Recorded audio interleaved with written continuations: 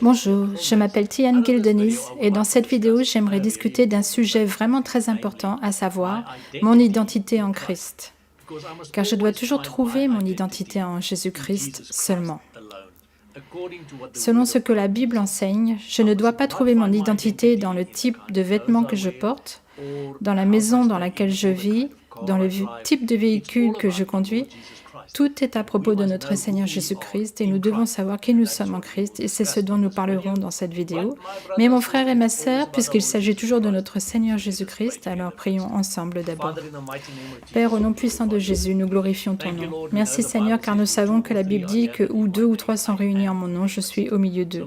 Donc Seigneur, nous savons que tu es ici occupé avec cet enregistrement et tu seras aussi là où les gens regardent cette vidéo, où qu'ils soient. Nous prions que toi seul sois glorifié. Nous prions que ton Esprit Saint me sorte du chemin et que je ne sois pas le seul qui parle, Seigneur, mais que ton Esprit Saint parle en travers de moi et en moi et que nous serons tous disposés à recevoir la vérité de ta parole. Merci Père de nous donner également le pouvoir de proclamer à Satan, nous lions tes œuvres maintenant, tu ne voleras pas le message des oreilles des enfants de Dieu et tu pars au nom de Jésus. Seigneur Jésus, nous prions pour que tu nous couvres de ton sang, où que nous soyons, que tu établisses tes anges autour de chacun de nous et des lieux où nous regardons cette vidéo et que toi-même sois le mur de feu autour de tes enfants, selon Zacharie 2, verset 5. Sois glorifié, s'il te plaît, maintenant, Père, à travers la révélation de ta parole et merci pour ta présence. S'il te plaît, prends-nous par la main et conduis-nous. Maintenant, par ton Esprit Saint, nous le demandons au nom de Jésus-Christ. Amen. Tous ceux qui me connaissent savent que je commence toujours avec ce verset en 2 Corinthiens 1, verset 13. « Nous ne vous écrivons pas autre chose que ce que vous lisez et ce que vous reconnaissez. Et j'espère que vous le reconnaîtrez jusqu'à la fin. » Dans cette vidéo, nous allons voir ce que la Bible dit concernant mon identité en Christ et ce que cela signifie de trouver son identité en Christ. En Matthieu 22, verset 29, Jésus leur répondit, « Vous êtes dans l'erreur, signifiant vous êtes trompés, vous êtes induits en erreur, parce que vous ne comprenez ni les Écritures ni la puissance de Dieu. » Et c'est le problème de la plupart des chrétiens aujourd'hui. Nous sommes induits en erreur, oui, trompés, oui.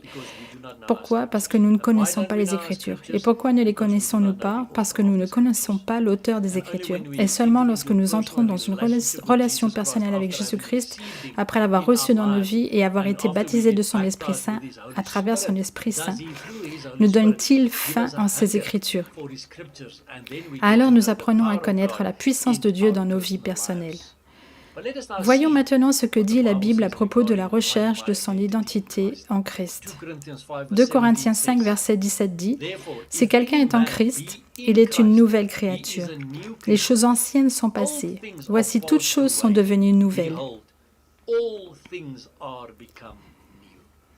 Pouvez-vous voir, mon frère et ma sœur, si je suis en Christ, après l'avoir reçu dans ma vie, selon 1 Jean, versets 12 et 13, et j'ai aussi une vidéo YouTube sur comment puis-je donner ma vie à Jésus-Christ que vous pouvez aller voir. Alors je peux aussi dire, je suis une nouvelle créature. Les vieilles choses sont passées. Donc je dois arrêter de faire les vieilles choses. Donc je dois commencer à vivre selon la façon dont Christ veut que je vive. Parce que mon identité est maintenant en Christ. Mon identité ne se trouve plus dans mon entreprise, ni dans le type de voiture que je conduis, et mon identité ne se trouve plus non plus dans la façon dont les autres me perçoivent ou dans l'étiquette qu'ils m'ont imposée. Je sais donc que je suis une nouvelle créature en Christ. Il y a 77 versets dans la Bible contenant « en Christ », selon le programme informatique Eastward. Je vais en citer quelques-uns au fur et à mesure.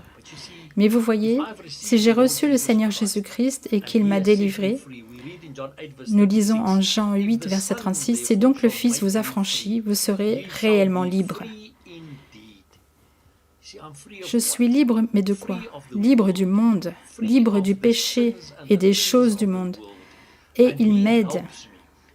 Plus je grandis en Christ, étant conduit par son Esprit Saint, plus j'expérimente sa liberté au quotidien. Chaque jour, je grandis un peu plus et oui, parfois, c'est un pas en avant et 2 pas en arrière. Mais ensuite, c'est encore 3 pas en avant et 1 en arrière. Donc je grandis parce que le Fils m'a délivré. Alors je serai réellement libre parce que je marche maintenant en Christ et je vis en Christ. Jésus a dit en Jean 17, verset 23, « Ici, il parle au Père et il prie pour ses disciples, ce qui inclut vous et moi aujourd'hui, si nous sommes ses disciples. Il dit, « Moi en eux et toi en moi, afin qu'ils soient parfaitement un. » Il s'agit d'être en unité avec Dieu lui-même et les uns avec les autres, et que le monde connaisse que tu m'as envoyé et que tu les as aimés comme tu m'as aimé. C'est donc ce que nous devons comprendre. Jésus vient quand nous le recevons et nous lui demandons de nous baptiser avec son Esprit Saint. Il vient et il vit alors en nous, lui en nous et le Père en lui.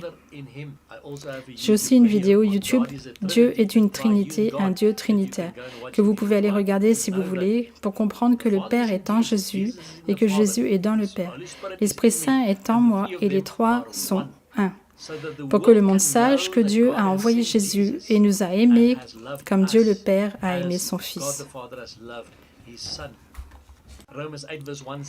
Romains 8, verset 1 dit, « Il n'y a donc maintenant, dès que je sais qui je suis en Christ, il n'y a donc maintenant aucune condamnation pour ceux qui sont en Jésus-Christ. »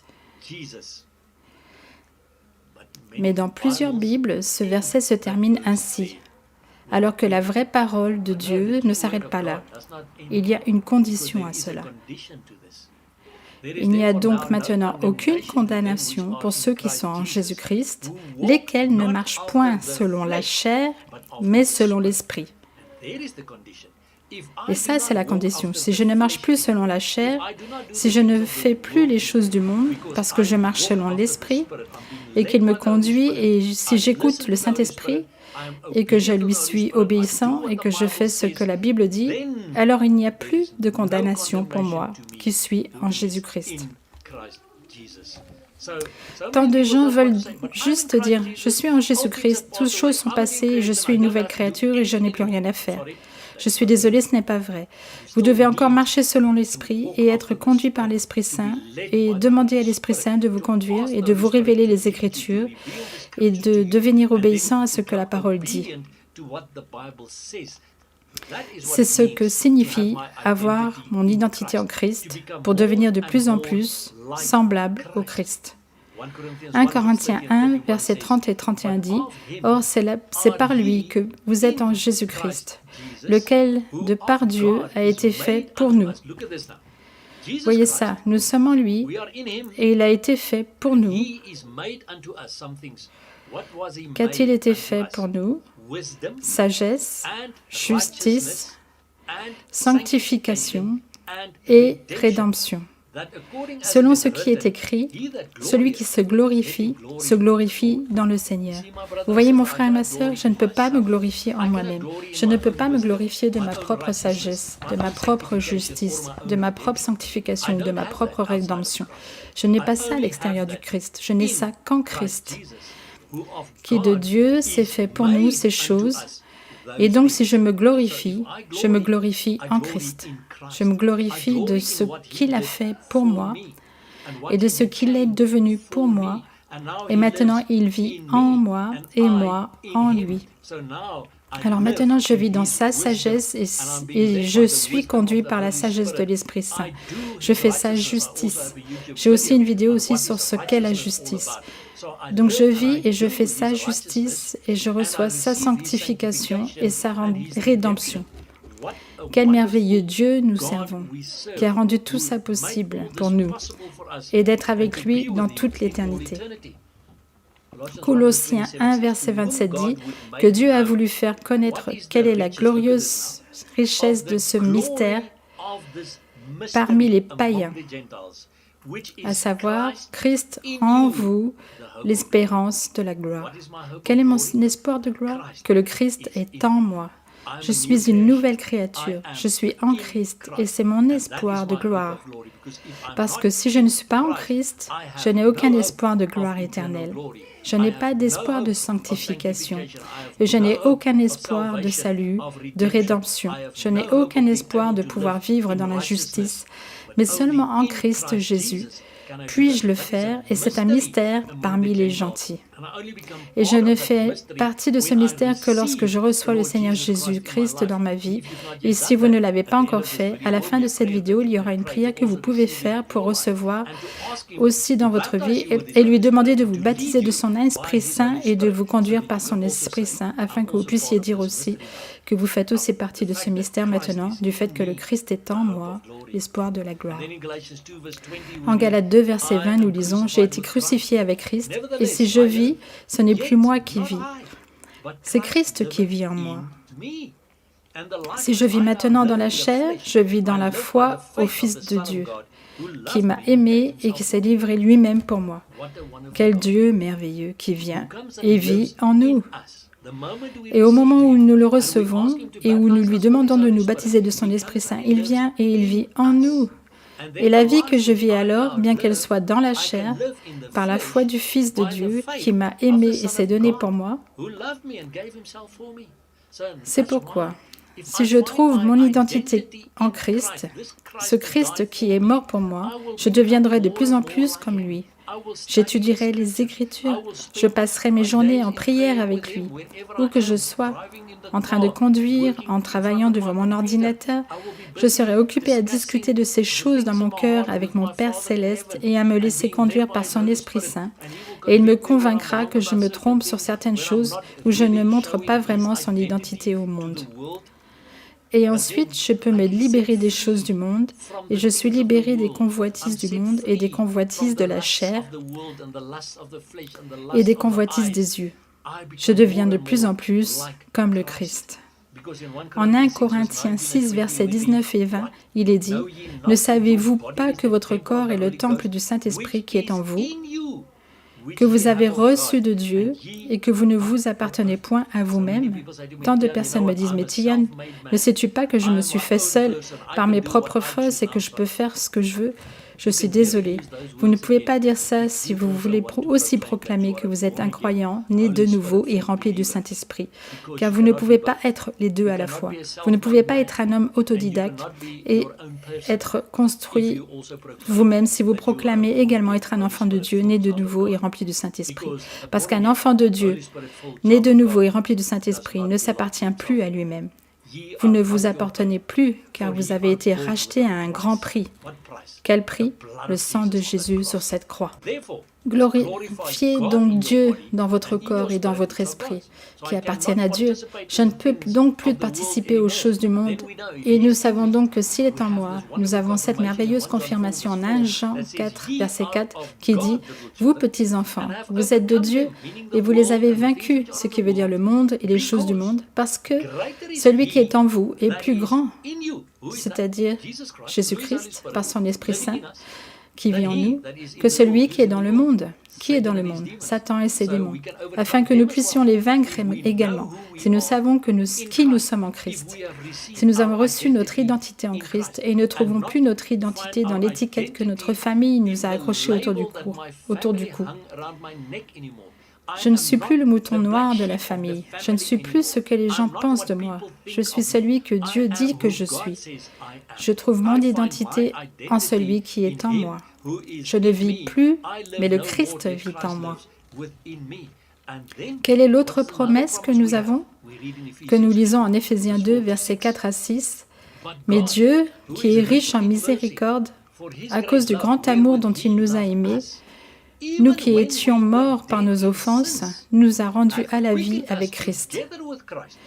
C'est par grâce que vous êtes sauvés. Il nous a ressuscités ensemble et nous a fait asseoir ensemble dans les lieux célestes en Jésus-Christ. » Quel Dieu merveilleux et quel avenir merveilleux à espérer. Actuellement, nous savons que nous sommes assis dans ces lieux célestes dans l'Esprit, en Christ Jésus.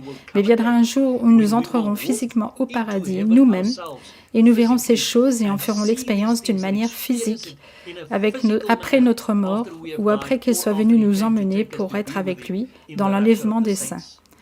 Mais nous devons croire ces choses. Il s'agit de croire d'abord. Hébreux 11, verset 6 dit « Or, sans la foi, il est impossible de lui être agréable. » Le monde dit « Montre-moi et je croirai. » Dieu dit « Non, tu dois croire d'abord. Croyez et je vous montrerai. » Or, sans la foi, il est impossible de lui être agréable, car il faut que celui qui s'approche de Dieu croie que Dieu existe et qu'il est le rémunérateur de ceux qui le cherchent. Vous voyez ça?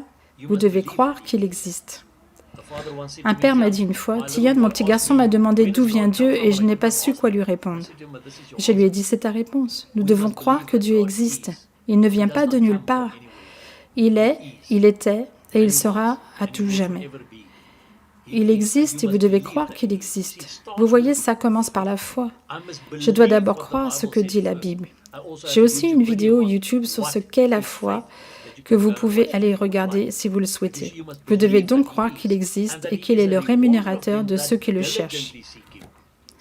Chercher Dieu ne signifie pas lire 2 versets de votre Bible une fois par semaine.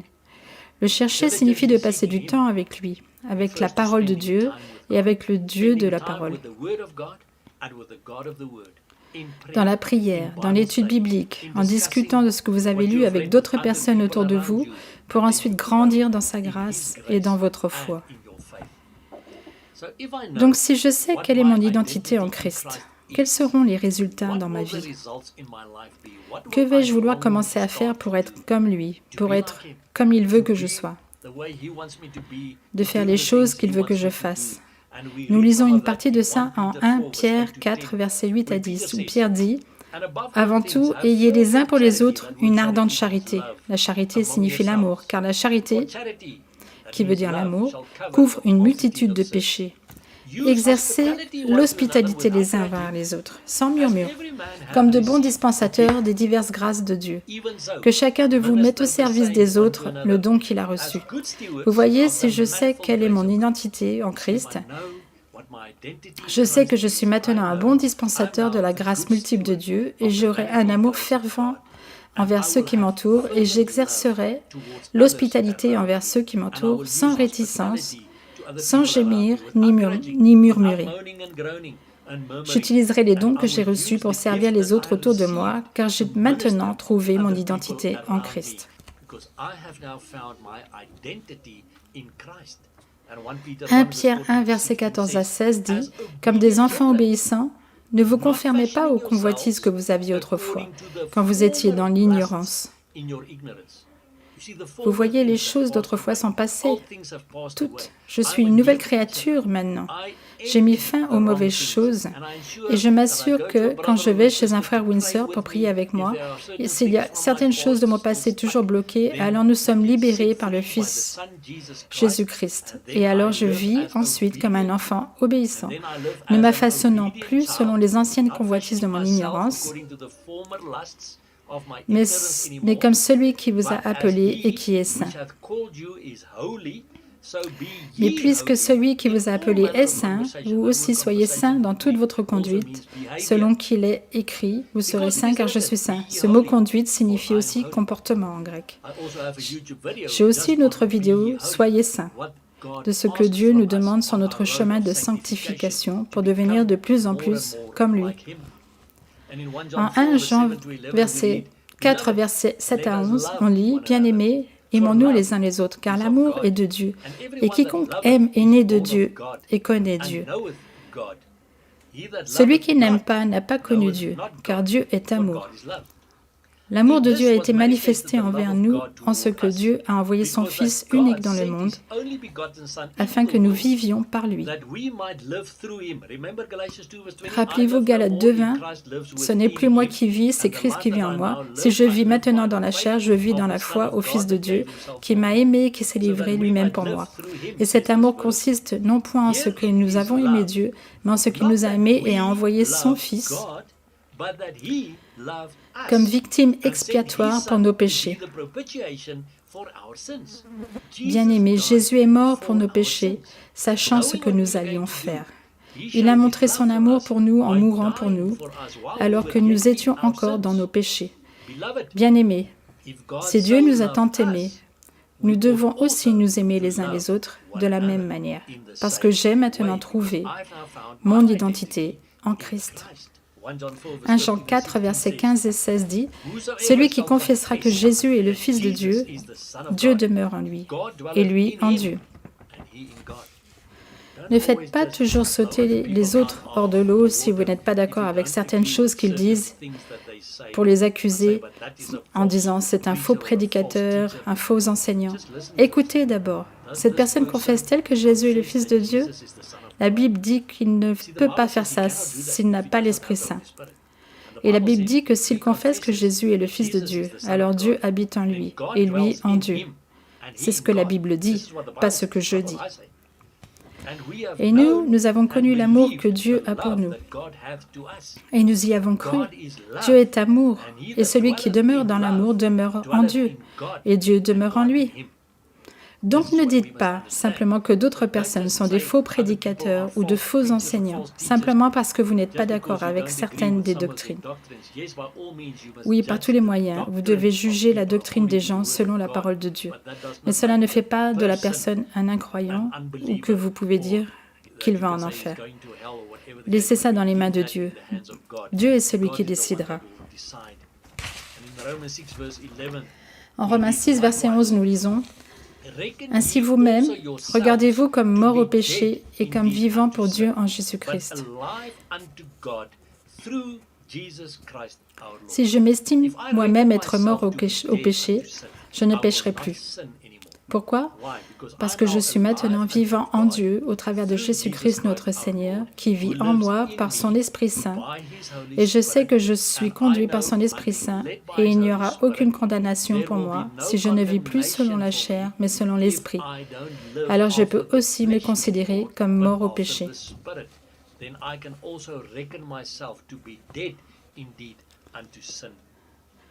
2 Corinthiens 1, versets 21 et 22 dit « Et celui qui nous a fait mis avec vous en Christ et qui nous a oints, c'est Dieu, lequel nous a aussi marqués d'un sceau et a mis dans nos cœurs les arts de l'Esprit. » Ça, c'est l'Esprit Saint. Donc Dieu est celui qui nous oint et il est celui qui nous établit en Christ avec d'autres croyants. Et il nous a scellés par son Saint-Esprit, et il nous a donné les arts de l'Esprit Saint dans nos cœurs. C'est pourquoi l'Esprit Saint nous convainc, alors que nous vivons de péché, de justice, de jugement, et que nous grandissons dans la foi, et que nous devenons de plus en plus comme Christ Jésus. Nous vivons selon sa parole et dans l'obéissance à sa parole, comme des enfants obéissants, qui ont un amour fervent pour ceux qui nous entourent, mais qui défendent aussi la vérité de la parole de Dieu et qui ne pêchent plus, qui se savent morts au péché et ne sont plus entraînés dans les choses du monde, mais vivent de plus en plus comme le Christ. Nous lisons en 2 Corinthiens 2, verset 14, « Grâce soit rendue à Dieu qui nous fait toujours triompher en Christ et qui répand par nous en tout lieu l'odeur de sa connaissance. »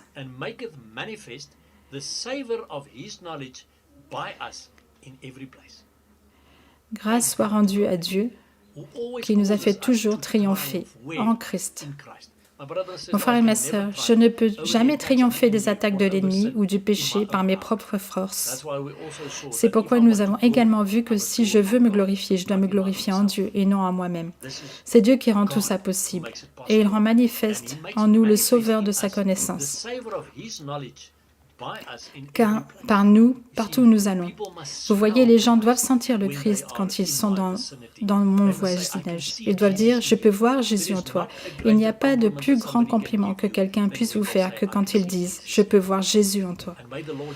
Que le Seigneur Jésus vous touche vraiment avec ce message, afin que vous vouliez aussi vivre dans son identité à partir de maintenant et ne plus aimer le monde. Et en Galates 3, versets 26 à 28, nous lisons « Car vous êtes tous fils de Dieu par la foi en Jésus-Christ. En d'autres mots, vous qui l'avez reçu, selon Jean 1, 12 et 13, car vous êtes tous enfants de Dieu par la foi en Jésus-Christ. Vous voyez, vous n'êtes pas un enfant de Dieu en étant baptisé en tant que bébé dans une église. Cela ne fait pas de vous un enfant de Dieu. J'ai une vidéo à ce sujet. Le vrai baptême contre le baptême du nourrisson. Mais ça dit ici, car vous êtes tous fils de Dieu par la foi en Christ. Vous, tous qui avez été baptisés en Christ, vous avez revêtu Christ. Ce n'est pas du baptême du bébé dont nous parlons ici, car un bébé ne peut pas prendre une telle décision. Et comme je le disais, vous pouvez voir ma vidéo que j'ai faite sur le baptême du croyant par rapport au baptême du nourrisson. Le baptême du nourrisson n'est trouvé nulle part dans la Bible, mon frère et ma sœur. Cela vient de l'Église catholique romaine. Attention à ne pas être induit en erreur et à mettre votre éternité sur cette table. Nous devons prendre la décision de recevoir le Seigneur Jésus, et alors nous pourrons savoir. Vous tous qui avez été baptisés en Christ, vous avez revêtu le Christ. Il n'y a plus ni juif ni grec, il n'y a plus ni esclave ni libre, il n'y a plus ni homme ni femme, car vous êtes tous un en Jésus-Christ. Donc si je trouve mon identité en Christ, alors je ne trouve plus mon identité dans le fait que je suis un Afrikaner en Afrique du Sud ou un Français en France ou n'importe quel autre cas. Ce n'est plus mon identité. Mon identité est maintenant en Christ. Et si je suis baptisé en Christ, j'ai le Christ en moi. Un bébé ne peut pas mettre le Christ en lui. Il n'a rien à avouer de son passé. Mais vous et moi devons prendre une décision concernant le baptême aussi. Et comme je l'ai dit, s'il vous plaît, allez regarder cette vidéo et laissez le Saint-Esprit vous parler. N'écoutez plus les opinions des gens. Vous ne vous tiendrez plus devant le trône des gens. Un jour, vous vous tiendrez devant le trône de Dieu.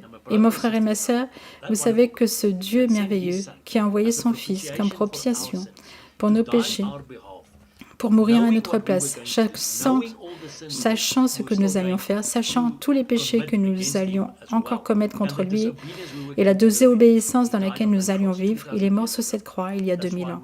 C'est pourquoi nous devons prendre ce livre. Il nous devons demander au Seigneur de nous baptiser de son Esprit Saint. Et si je n'ai pas encore été baptisé en tant que croyant, je dois également passer par l'eau du baptême pour être immergé dans l'eau, de la manière dont ils ont été baptisés dans la Bible, et ensuite me lever dans une nouvelle vie en Christ, trouver mon identité en Christ, Jésus, vivre selon sa parole, et ensuite il sera glorifié dans ma vie. Et puis quand j'entrerai dans la pièce où réside son trône, un jour, il me dira « Bravo, bon et fidèle serviteur, bienvenue à l'endroit où tu appartiens. » Quel avenir merveilleux à espérer. Mais ensuite, je dois être dans une relation personnelle avec un Dieu vivant et ne plus être occupé avec une religion morte. Parce que, écoutez-moi, je dis toujours que la religion est morte et que la relation avec Jésus-Christ, c'est la vie. Vous avez une décision à prendre, mon frère et ma sœur. Jésus dit qu'il n'est pas un Dieu mort. Nous lisons d'ailleurs en Apocalypse 1, versets 17 et 18, « Je suis le premier, le dernier et le vivant. J'étais mort.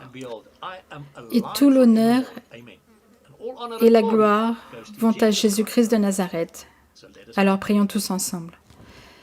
Père, au nom puissant de Jésus, merci, merci, merci Dieu de nous avoir permis de trouver notre identité en Christ. Si nous recevons le Seigneur Jésus et que nous nous faisons baptiser de son Esprit Saint, tu nous conduiras par ton Esprit Saint, te révéleras à nous de plus en plus au quotidien, afin que nous puissions de plus en plus devenir comme Jésus et montrer au monde sombre et malade ce qu'est la vie, ce qu'est la liberté. Tout ce qui concerne la liberté qui ne se trouve qu'en Jésus-Christ. Et je prie pour que ton Esprit Saint touche le cœur des personnes qui ont regardé cette vidéo afin qu'elles aient aussi faim de se rapprocher de toi et d'avoir leur identité en Christ aussi, afin que nous puissions être glorifiés dans nos vies. Seigneur Jésus, nous attendons avec impatience ta venue. S'il te plaît, sois glorifié. Et nous continuons à crier, Maranatha, viens Seigneur Jésus, parce que l'Esprit et la mariée disent, viens. Nous attendons avec impatience ta venue, Seigneur, car nous t'aimons au nom de Jésus. Père, je viens à toi au nom de Jésus-Christ de Nazareth. Je confesse que je suis un pécheur, Seigneur, et que j'ai besoin de Jésus-Christ comme mon sauveur. Je confesse que tous les moments de ma vie où j'ai donné au diable la place dans mes pensées, mes paroles et mes actions sont péchés. Je confesse que tous les moments où j'ai désobéi à ta parole et où je t'ai déçu sont péchés, et je te demande, s'il te plaît, de me pardonner au nom de Jésus. Merci Père, car je sais que tu me pardonnes maintenant et que tu ne te rappelleras plus mes péchés. Donc je confesse maintenant que je crois de tout mon cœur que Jésus-Christ est mort sur la croix pour moi et qu'il a physiquement été ressuscité par Dieu, le Père, et qu'il a ascensionné au ciel pour s'asseoir à sa droite. Seigneur, je confesse que je reçois maintenant Jésus-Christ comme mon roi, mon Seigneur, mon Sauveur et mon Rédempteur et mon ami. Seigneur, je te demande de me baptiser de ton Esprit Saint et que tu me guides par ton Esprit Saint. Apprends-moi à rester dans ta parole et à vivre une vie de justice et de sanctification. Donne-moi une nouvelle fin pour ta parole, Seigneur, et révèle-moi tes Écritures au travers de ton Esprit Saint. Merci, Père, que je puisse savoir que je peux également maintenant être appelé ton enfant et que je peux maintenant